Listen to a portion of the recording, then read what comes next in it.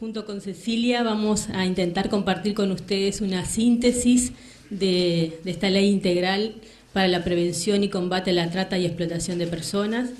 Esta ley tiene 6 capítulos y 52 artículos, así que intentaremos hacer una breve síntesis para tener un panorama general de la ley, que ustedes después podrán leer el texto en su conjunto. Primero que nada, compartir con ustedes, como ya lo mencionó nuestra subsecretaria Ana Olivera del Ministerio de Desarrollo Social, el proyecto de ley fue redactado por la Mesa Interinstitucional para la Prevención y Combate a la Trata de Personas. Esta mesa viene funcionando desde el año 2008, pero como se mencionó anteriormente, su constitución formal fue a partir del 2015. Contó con el apoyo de la Organización Internacional para las Migraciones, y acá quiero agradecer personalmente e institucionalmente a Alba Goicoechea, quien ha estado trabajando en esta mesa de forma ininterrumpida representando a la Organización Internacional para las Migraciones. Y contamos con la contratación de una consultoría, quien ayudó a redactar todo el anteproyecto de ley, que trabajó de forma muy comprometida con la mesa, que es la doctora Diana González. Esta ley es el producto del trabajo interinstitucional entre las instituciones del Estado, pero también de la sociedad civil organizada. El trabajo se extendió desde julio de 2015 a septiembre de 2016. Acá también destacar que de forma ininterrumpida ha estado trabajando con nosotros en el marco de la mesa la organización Casa Abierta y El Paso.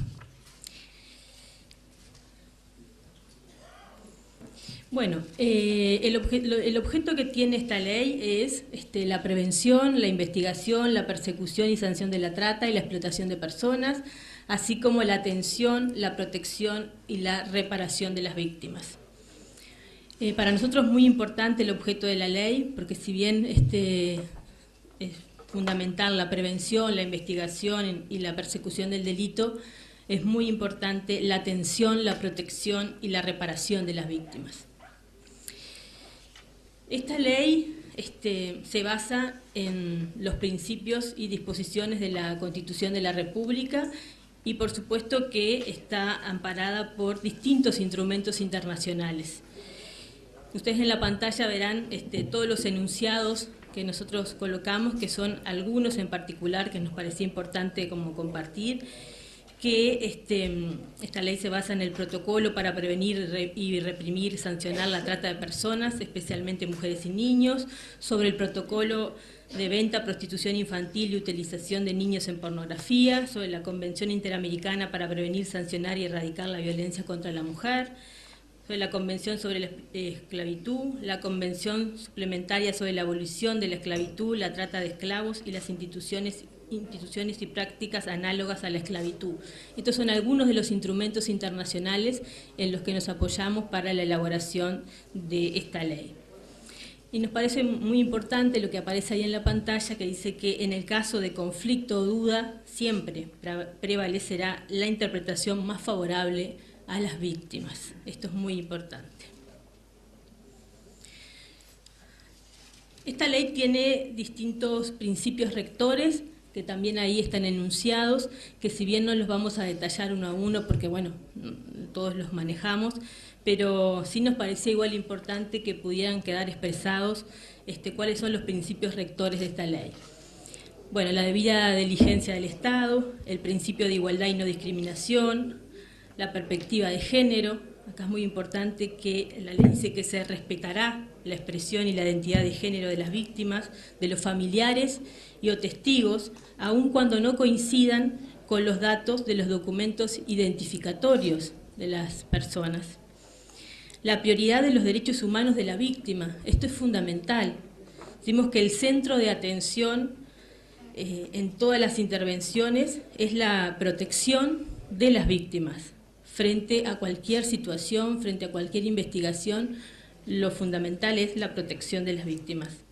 Otro principio rector es el interés superior de las niñas, niños y adolescentes. Esto también es un principio muy importante, que es la de priorizar la protección de los niños, niñas y adolescentes. Por supuesto, la voluntariedad y participación de las víctimas. Esto también es algo que se trabajó mucho y es el acuerdo de que es fundamental que las víctimas tengan un consentimiento informado, no pueden ser obligadas a denunciar a las redes o a quienes las explotan, ni a recibir atención y apoyo o a someterse a tratamientos o exámenes médicos si ellas no expresan su voluntad de querer participar.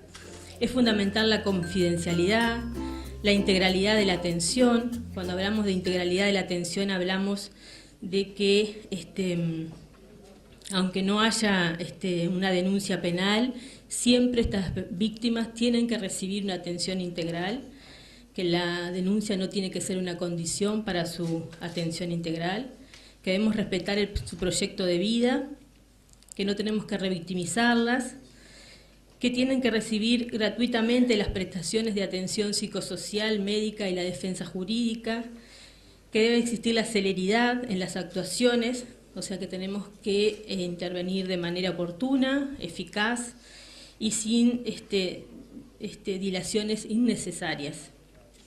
Y otro principio que es muy importante es la presunción de minoría de edad.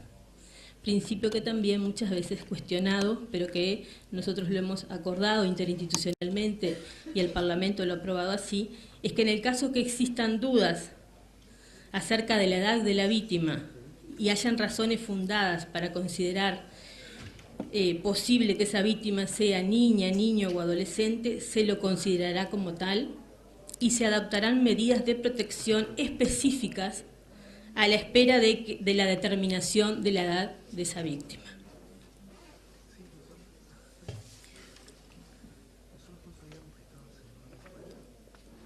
A los efectos de la aplicación de esta ley, tiene distintas definiciones. Nosotros solo vamos a compartir hoy dos conceptos que son bien importantes que define la ley, que es trata de personas y explotación.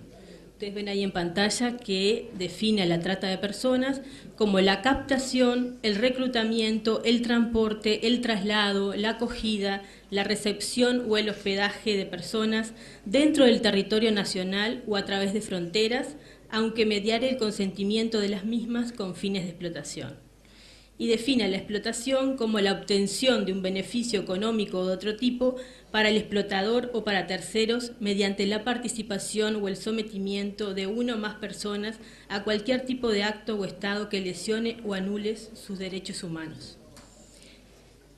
Esta ley trae otras definiciones que son claves, que por supuesto no las vamos a definir una a una porque son muchas, pero sí también nos parecía importante que quedaran visualizadas otras definiciones claves que tiene la ley, como es el tráfico de migrantes, los delitos conexos a la trata de personas, la definición y el concepto de víctima, que ahí sí quisiera como detenerme, porque este concepto incluye a familiares o personas a cargo que tengan relación inmediata con la víctima directa, o también pueden ser personas que hayan sufrido algún daño al asistir a la víctima o intentar acompañarla o apoyarla. Este es un concepto muy importante porque no solo hablamos de víctimas, de quien sufre la situación directamente, sino también estamos hablando de terceros. Otra definición que aparece en la ley es el beneficio económico de otro tipo, la explotación sexual, el matrimonio, concubinato, unión análoga, forzado, servil, el embarazo forzado, la esclavitud, las prácticas análogas a la esclavitud, la servidumbre por deudas, la servidumbre de la gleba, el trabajo forzoso o obligatorio, la explotación laboral, el trabajo infantil, la explotación de niñas, niños y adolescentes, la mendicidad forzada, la venta de niños, niñas o adolescentes, la remoción, implante y transferencia de órganos, tejidos o fluidos. Todo esto está definido en la ley. Sí nos parecía, en esta síntesis que estamos intentando compartir con ustedes, con Cecilia, es que era bien importante hablar sobre los derechos de las víctimas. Esto nos parece que son artículos claves y que son fundamentales, que dice que todas las personas víctimas de trata, aun cuando no hayan realizado la denuncia, tienen los siguientes derechos que vamos a compartir ahora. Esto también es clave, cuando decimos que no es necesario haber hecho la denuncia para poder tener estos derechos. Estamos hablando de el derecho a la dignidad, a la intimidad, a la autonomía, a la no discriminación, a la información y al acceso, ¿no?, de sus derechos, su situación legal y migratoria, que tenemos que brindarle de forma clara, comprensible, en el idioma o el lenguaje que comprenda y que sea de acuerdo a su edad, al grado de madurez, o si hay una situación de discapacidad. Es muy importante, digamos, esta información sobre los derechos que tienen estas personas. A contar con un traductor o intérprete, esto también es bien importante, de acuerdo a su nacionalidad, su costumbre, su situación también de discapacidad. Tenemos que garantizar la confidencialidad y la privacidad de todos sus datos personales, de sus descendientes o de cualquier persona que esté bajo su tenencia o su cuidado. A la atención integral de la salud, esto es muy importante, porque acá incluye las terapias, los tratamientos especializados, incluida la salud sexual y reproductiva, la atención de las adicciones y la salud mental. Acá también me quiero detener en la importancia de el derecho de las víctimas a los servicios de interrupción voluntaria del embarazo, que aun cuando no hayan alcanzado el año de residencia en nuestro país, siempre que el mismo haya sido ocurrido durante la situación de trata, tiene derecho a estos servicios de interrupción voluntaria del embarazo. Bueno, y el asesoramiento y atención psicosocial y jurídica a cargo de servicios especializados de atención.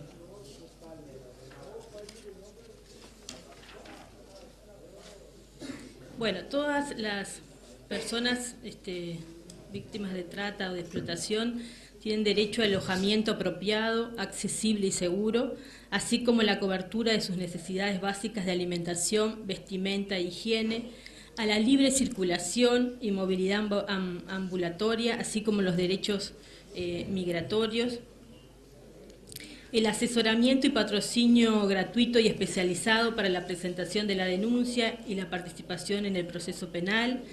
Tienen derecho a la verdad, a la justicia, a la reparación y a la garantía de no repetición de estas situaciones de trata y explotación.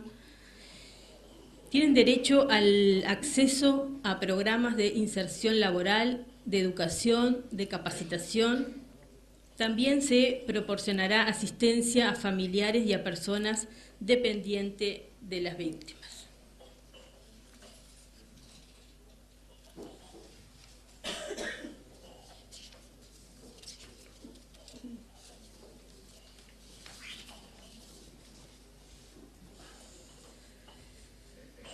Se destaca que en esta ley también tenemos un artículo específico donde nos habla de los derechos de las niñas, niños y adolescentes que pueden estar en calidad de víctimas directas o también ser testigos de trata de personas. Este artículo es muy importante porque hay un reconocimiento de los niñas, niños y adolescentes como sujetos de derecho. Se reconocen como derechos migratorios de las víctimas de trata de personas, sus derechos a considerar sus necesidades específicas de acuerdo, cuando hablamos de ese artículo específico sobre el reconocimiento de los niños, niñas y adolescentes como sujetos plenos, ahí es bien importante porque dice que tenemos que considerar sus necesidades específicas de acuerdo a la etapa de crecimiento en el que se encuentren. Otro aspecto importante vinculado también a los derechos de las víctimas y respuestas específicas a la trata internacional, es que las víctimas tienen derechos migratorios vinculados a un periodo de reflexión, o sea que estas personas tienen hasta 180 días para resolver si deciden permanecer en nuestro país. También tienen derecho a obtener la residencia permanente en nuestro país y la regulación de su condición migratoria. Por lo tanto, recibirá los documentos correspondientes, dice, en un plazo máximo de 60 días.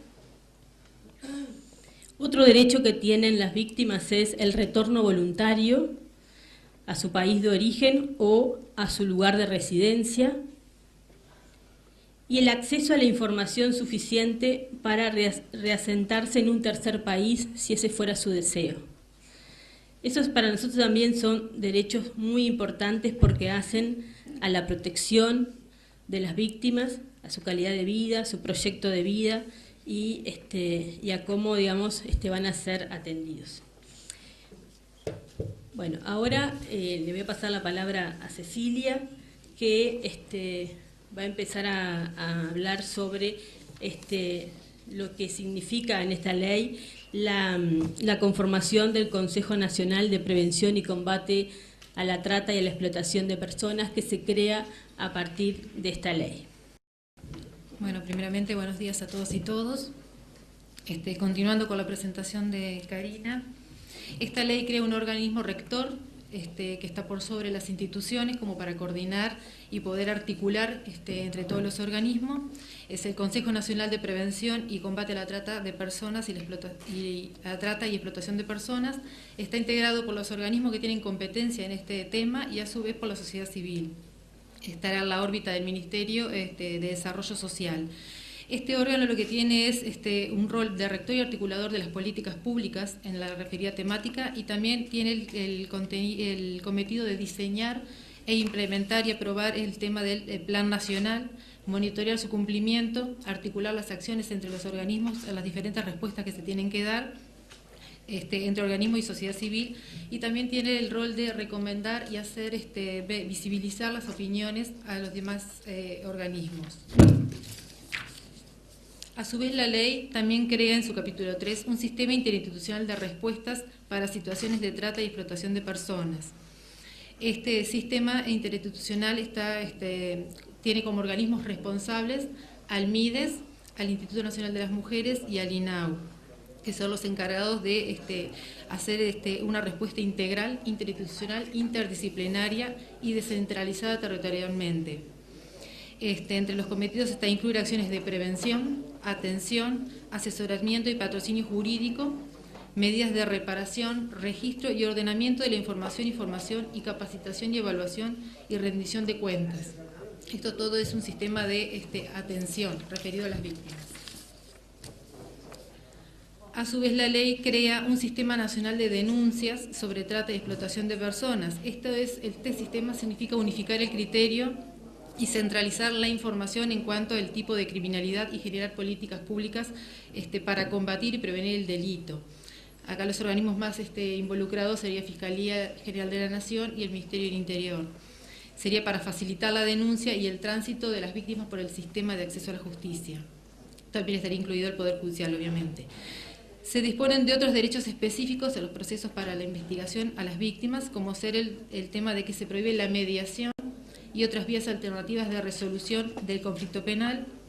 Se prevé expresamente la no punibilidad de las víctimas respecto a las conductas de las que las mismas sean obligadas a hacer mediante se esté en el tema del sistema de trata de personas. A su vez, y para terminar los capítulos de la ley, está el capítulo de las normas penales. Nuestro país ya tiene tipificado el delito de trata de personas a la ley migratoria, la 18250, en su artículo 78 y siguientes. En el 78 se tipifica el delito y en los demás artículos se tipifica el delito de tráfico, y también está el artículo donde se ponen los agravantes a este delito.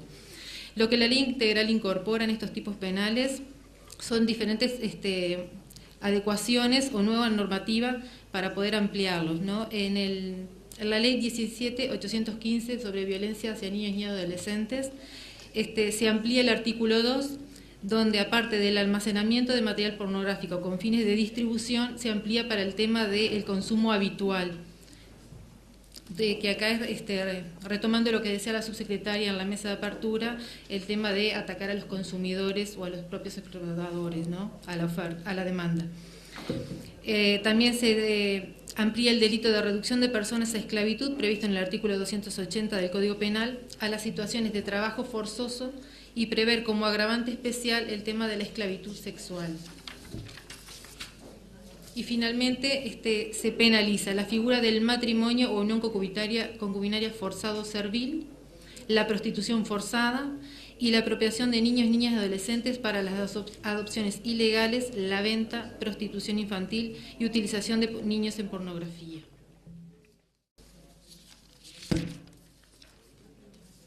Bueno, tratamos de hacer una breve síntesis, pero que de alguna manera recorriera estos 52 artículos. Así que bueno, por acá finaliza nuestra presentación para dar paso a la firma del Plan Nacional. Muchas gracias. Este plan de acción es el producto de un trabajo de acuerdos interinstitucionales elaborado en sintonía con la ley integral y ambos en concordancia con los acuerdos internacionales asumidos por el país. Los compromisos asumidos se organizan en distintas líneas de acción vinculadas a la prevención y sensibilización, la investigación, combate, judicialización y penalización, la protección, atención y reparación, la coordinación interinstitucional y la cooperación internacional. Se destaca el rol de la sociedad civil organizada en el seguimiento del cumplimiento del mismo y para garantizar la transparencia de las acciones desarrolladas, así como también se destaca el apoyo sostenido de las Naciones Unidas, principalmente a través de la Organización Internacional para las Migraciones, para la contratación de la consultoría a cargo de la psicóloga Eloísa Greco, que hicieron también posible la elaboración del mismo. Como representante de la sociedad civil, nosotros acompañamos este plan e integramos esta mesa como en nuestro rol de poder observar y monitorear el avance de estas políticas. Queremos aprovechar muy cortito, decir que queremos felicitar a la institucionalidad por este salto cualitativo que se ha dado. Hace 15 años atrás recuerdo este mismo lugar con 15 personas congregadas por este tema. Especialmente queremos reconocer el rol de mujeres en empujar estas políticas, el rol del Ministerio de Relaciones Exteriores, de la OIM, que ya se ha mencionado hoy, y especialmente de las parlamentarias, y en especial quiero nombrar a Daisy Tourney y a Cristina Lustenberg, porque se pusieron esta ley al hombro y lograron que esta ley saliera a pesar de algunos contextos bastante adversos a este tema. Y lo último que quiero decir es que ahora tenemos que dar un salto cualitativo a nivel de presupuesto, porque sin presupuesto no es posible que logremos todas estas políticas a las que nos estamos comprometiendo. Gracias.